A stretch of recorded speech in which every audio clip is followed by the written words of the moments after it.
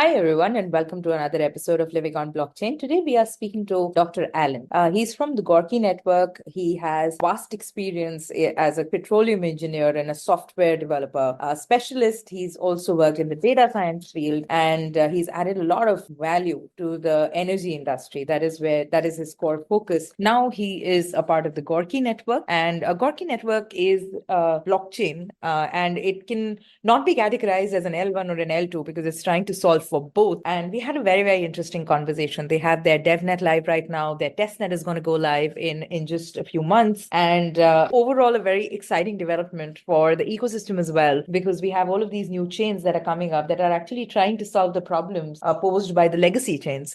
So a very, very interesting conversation indeed. Please do check this out. I can't wait for you to hear this. Let's deep dive right in. Hi, Alan. Thank you so much for making the time to speak to me today. How are you doing?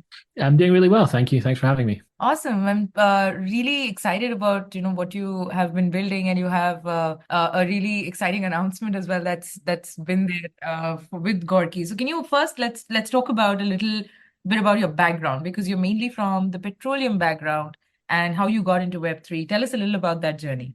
Yeah, so my background is mostly in the energy industry. I've in the software building side of things, really, and but working towards solving problems with integration, and that was kind of a core concept of the company that I've come from. And we built digital twins, which are effectively a kind of a distributed system in a sense. You create a mirror image of your system on a computer, and you challenge it with algorithms and calculations, and you hopefully come to an agreement about how these things are happening in the field. And there's a lot of maths involved, a lot of optimization, and a lot of challenges in terms of communicating between different systems. And I think that basically led me towards the Web3 world, really. I think there's a lot of synergy between these concepts and what we're trying to do in the Web3 world. Right. I do think that it's valuable because you are dealing with a lot of data, and then Web3 making an entrance there seems very organic. But then again, for just for our audience, can you explain a little about how you got around to being the head of product and technology at Gorky Network? Well, basically, I've been following the blockchain space for a long time. I've been working to kind of boost my skill set and develop D apps and things like that in my own spare time.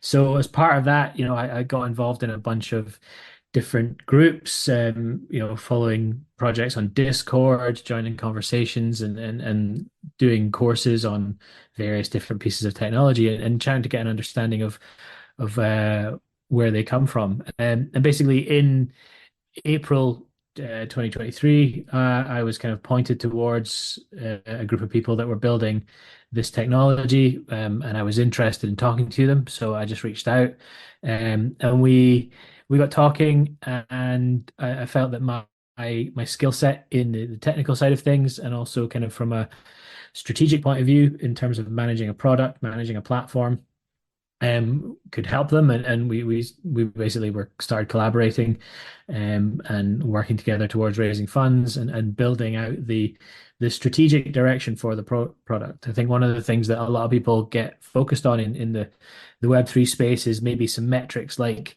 transaction speeds and all these kind of total value locked and all this kind of stuff. But actually, I think that the value proposition of the Gorky network is its core functionality in it, and the computational horsepower that it has behind it, and that leads towards approaching verticals and industries that might be a little bit shy of blockchain and Web3 technology right now. And so I felt that we could help drive that in that Yeah. direction.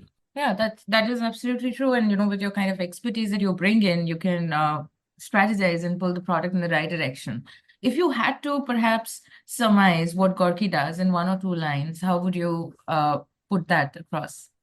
So Gorky is a powerful distributed computation system, and what it does best is it orchestrates things. It connects things that would otherwise be separate, and it allows these things to work in a distributed computation environment. That's what Gorky does. That's its kind of main use case. Okay, so then it's a little like a layer one solution. Would that be correct? So yeah, I mean, yes and no. The concept of a layer one and layer two is an interesting concept to us because effectively the layer two in the solution is usually the one that does the work. It's the Right. and then it kind of aggregates things together, and the layer one is the one that provides the security, but Yeah. it needs the layer two because the layer one has a bottleneck in its system. So where Gorky sits is actually Gorky can be either of those. It effectively is simply an orchestration layer. So Gorky has the computational horsepower to be a layer two. It can orchestrate things. We're building something to be asynchronous and things to run concurrently. So lots of processes all happening at the same time means that these things can all we can integrate lots and lots of technology, and they can exist together and work separately in that sense. So as the layer that does the work, Gorky can function quite nicely, and everything can function through the smart contract and actually integrate directly through the smart contract. So you can integrate into the layer one of choice for whatever your preferred security protocol or mechanism is, and have a very, very powerful and very secure system in that sense. But also Gorky can function at, like you said, as a layer one, because it also has a leaderless consensus, which is very secure. And we, once we get up to the status of being fully decentralized, I'll have the additional security mechanism of that. So as a layer one, it functions very, very nicely and allows other blockchains and technologies to integrate into us as a shard of Gorky, which would be a very powerful way of integrating many, many different layers into the system. So we're kind of agnostic to where we would be put in the layer structure of things, but what we're building is something that can function in any of these scenarios. Okay, that's wonderful. That is like taking it a step further, making it agnostic. So, recently you decided to merge with the Big Sur DAO, right? Can you tell us a little about that particular announcement? No. No, that is not that is yeah. So there's a question that unfortunately we can't answer. The Big Sur DAO is a group of people who have decided to claim that they are related to the Gorky network, and we're currently working towards stopping them from making that claim. Okay. That is not something that we have done, unfortunately. Okay, all right. So all of this hoopla, then it's for nothing that is online because I could read a lot about it. So moving on, Mhm. then perhaps what is like the main perhaps pull for from you guys to be able to get and entice developers to build on the Gorky network? So the development experience for Gorky is one of the things that we're really, really working towards making very, very smooth, seamless. We feel that it shouldn't be anything more than simply having like a Visual Studio Code plugin or even directly from a web browser. One of the main advantages of Gorky is the architecture of what we're building allows you to work with code and data on chain in the exact same manner. So deploying your smart contract to the node is the only part of the development process you need. It's actually run directly from the node. There's no compiling binaries or anything like that. So not only is it very secure, but it's a one-step kind of development process in that sense. So we're building a very, very smooth and very flat development structure. So onboarding developers should be very, very easy. And learning to use the smart contracting language is trivial because it's actually a very, very sort of sensible structure to a language and actually very easy to pick up. Okay, that's wonderful. And what are the kind of initiative or what are the kind of activities do you guys have planned to onboard these developers? And in on the same breath, like I would love to know how many developers right now are a part of the Gorki Network, and they're actively developing? Okay, so we have five core kind of people developing on the tools. We have four developers leading the way in terms of the actual protocol and the consensus mechanism. In terms of bringing more developers on in the ecosystem, so hopefully in the next few months we'll be planning a bunch of kind of more ecosystem focused events and sort of starting to build out hackathons that bring people into the project. The idea is that we're once we get the development environment out, we'll also be having a bunch of tutorials and a platform that allows people to just sort of simply use the programs and build as soon as they can. That's kind of the core part of any blockchain project. Getting people to build on you is the main part. And hopefully, once we demonstrate the power of what we're building, that'll attract a lot of people who are looking to execute ideas that they might not be able to do on kind of some of the other players in the space. Right. So can you tell us a little about perhaps the niche that you are catering to? If you could give us a use case, I think it'll be easier for the, listeners to be able to relate. Well, so in terms of the use cases, we have all of the traditional use cases are for a blockchain, are what we're looking at building. So, I mean, obviously we are looking at DeFi, some of the aspects of Gorki being this kind of orchestration layer and being very easy to interoperate with other things mean that bridging is a very powerful use case for us. So hopefully that'll help bring people onto the network. But all of the kind of traditional kind of DeFi, NFTs, that kind of stuff is something that, obviously we want to try and encourage. Being able to host your data on chain is a very powerful concept, especially when you're looking at these kind of media focused aspects. Right. In terms of the kind of specific use cases that Gorki is looking at building, we're kind of trying to push towards some quite complex use cases from a kind of a Gorki project point of view. So we have some white papers in terms of use cases for decentralized healthcare. We really feel that there's some real benefit to humanity in general for decentralizing a lot of the healthcare applications around the world. But also in terms of ESG and supply chain management. So that's another aspect that we're looking at building out a significant offering in. And we also have a plan to kind of use the main powers of Gorki, this sort of ability to execute lots of calculations and the ability to handle lots of data on chain.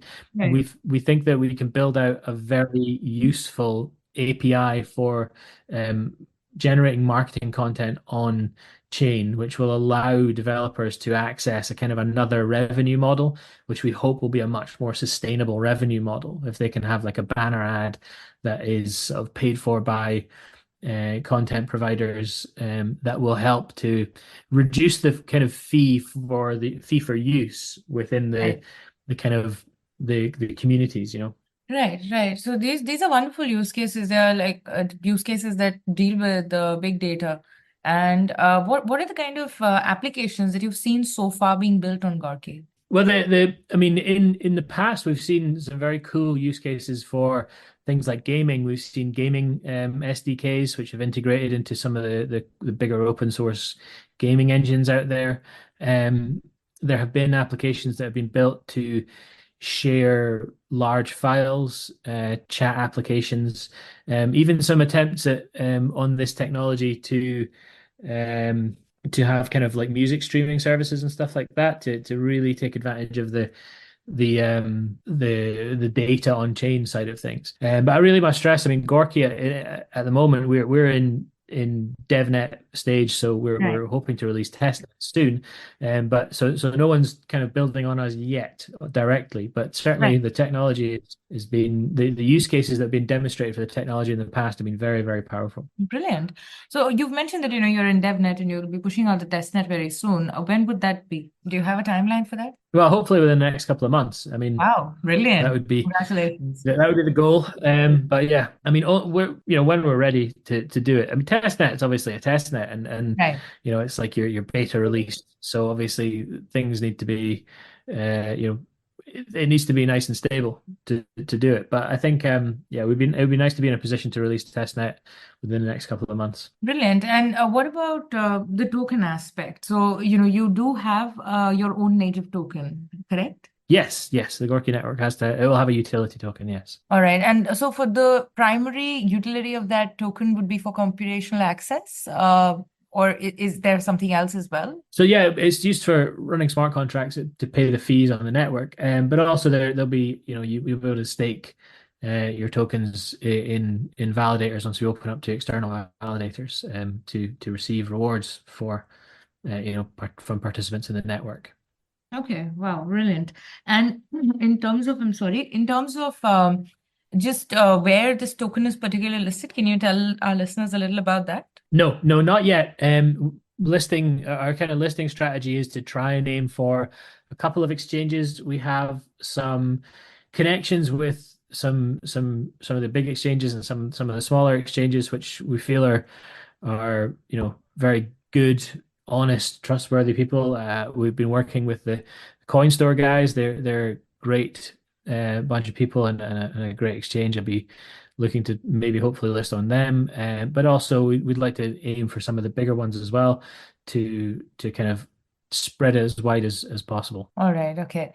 Wonderful. As someone who's deeply involved in the product and the tech aspects of Gorki Network, could you elaborate? I know that you've done a little already, but on the unique features and capabilities that kind of sets it apart, especially, vis-a-vis scalable chains that scale in a linear fashion. How are you guys different? Well, Gorky is aiming to be able to scale in a linear manner. That is the aim. The reason that we feel that we can achieve that is because we are building a programming language and a protocol built on top of this programming language that really takes advantage of what we call concurrency. So concurrency is the concept of allowing lots of different processes to run at the same time. So we're trying to build an asynchronous concurrent blockchain. And what that means, and also a leaderless consensus mechanism. So the aim of that is to get to a point where you can scale in a linear manner. So every validator that you add to the network simply increases the network's capacity. And we're seeing that we do have the ability to add more validators to the network and we increase the capacity of the network. And what we're driving towards in terms of our development is to be able to get to a point where we can do that in a linear manner. The way that we're building the protocol and the way that we're building the technology is all designed to achieve that goal. So we won't have the sort of same bottlenecks as some of these other people who have to maybe choose a leader or maybe have a queue of blocks waiting to be validated by by some sort of coordinating node or something like that. So that will not happen in Gorky. So that's how we aim at getting towards this kind of linear scalability. Wonderful. Can you tell me a little about the challenges that you are facing in the context of, because the blockchain space is constantly evolving and because you are setting this up right now, you're in DevNet. Have you faced any challenges in setting up a chain and in the context of linear scalability? And how do you navigate these dynamics basically to stay at the forefront of innovation? Well, I think the main so there's two main issues with developing a technology in any space at the moment, whether that's in the AI space or in the blockchain space. I think I'm kind of seeing a lot of the same things in a couple of different industries. And one of them is access to talent. Having the people and the talent that's required to build these things. It's quite difficult. There's a lot of people out there, but there might not necessarily be a lot of people who are able to dedicate the time and energy that's required, but also maybe not necessarily with the right skill set. And similarly, access to funding. I mean, like we're coming out of a bear market in the blockchain world, and it's pretty obvious that a lot of the people that are flashing around they're kind of, the funds and the VCs don't actually have any capital available that that they say they do. Yeah, yeah. And therefore it's interesting when we're trying to approach the kind of funding life cycle, that a lot of people kind of talk to you, but maybe don't necessarily have any interest in investing. Hmm. Not necessarily because the technology is not fantastic, but also but mostly because they don't actually have access to any funds themselves. Right. Um, we've seen that. I've seen that in the traditional kind of energy industry. A few years ago when the oil price was low, people were still advertising jobs, but they weren't Right. actually hiring. Yeah, exactly. Yeah, that is what. Yeah, there's a lot of noise around it, but there's no actual execution happening at the moment. Yes. So but now, taking a step back from what you're building, and it sounds absolutely fantastic. I can't wait to try out the test net. I would love to get your take about the market in general. Like, you've touched upon how there is a liquidity crunch in the capital market, and founders and builders are facing a bit of a roadblock there. So, as somebody who's very closely working with building a new chain, how do you manage to circumvent this, or how do you, keep building despite these obstacles? Well, I mean, at the core, all the credit really has to go to the developers on this technology. Right. They're a very passionate group of people, and they are building this because they love the technology and they want it to they want people to see how powerful it can be. So that's kind of, a lot of this is driven by having a very passionate development team and them being very, very capable at what they do. You really can't, from a startup point of view. I've been involved in a couple Hmm. recently, and you really need the passion and the as well as the ability to get these things through. Funding is important, and certainly, the publicizing and the hype around a layer one blockchain require a lot of capital. Exactly. But again, the cynic in me thinks that a lot of that is because what has been built up till now is not really capable of moving forward on its own without paying for projects to use your technology and Yeah. without kind of publicizing crazy rewards in the early days for people who do adopt. I think I've seen in my own career sometimes taking the more methodical and slow route towards success and avoiding some early hype that might not necessarily be able to live up to, it can give you a longer path to success through the course of time. Yeah, no, I completely agree. I think sustainable growth is the way to go. And it does, like creating a L1 in this day and age does require a war chest. And but if you're creating valid use cases and the technology is feasible and as fantastic as you are saying it is, then there is no reason why you can't sustain yourself and make it to perhaps the next bull run.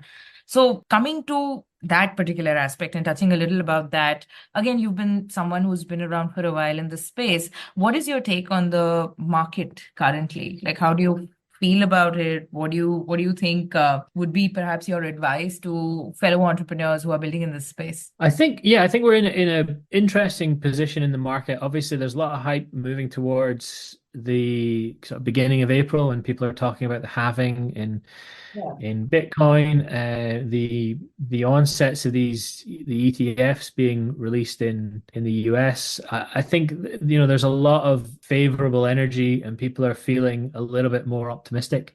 Um, I think the from a builder's point of view, I feel like the best advice for a builder is to really kind of focus on your project and focus on your tech and kind of put blinkers on to the status of a market. I mean, if you go back to some of the wisdom of some of the early like traditional investors like Warren Buffett and that, if you buy when other people are selling and you sell when other people are buying. So, in theory, you should be building in the bear market as much as you should be, trying to promote and build in a bull market. So I Yeah. feel like for a builder, the market should be a secondary concern. Obviously, Hmm. like that's the source of a lot of liquidity and a lot of income for these projects. But really, the core, when you look at some of the successful and passionate people around the projects that really kind of have some real kind of kudos behind them, even all the way up to the founders of the Ethereum blockchain and even more recent projects like the Agoric guys. These are passionate people that are, good at tech. And I feel like there's a pedigree in there which shows you that they're not that interested